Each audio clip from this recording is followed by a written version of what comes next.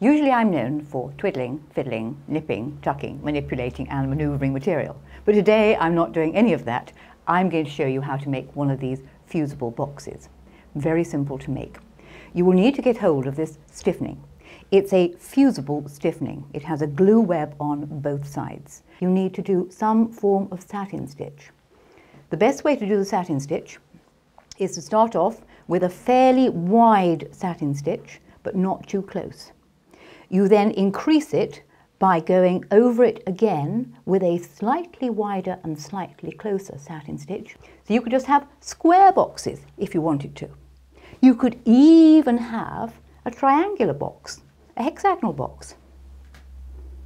And just to prove that you could go on with it a bit more, if we go back to the original box, which we have here, you might notice there's a flower on the top. Details of how to do the flower will appear at some other program. But inside the box, hey look, there's another little box.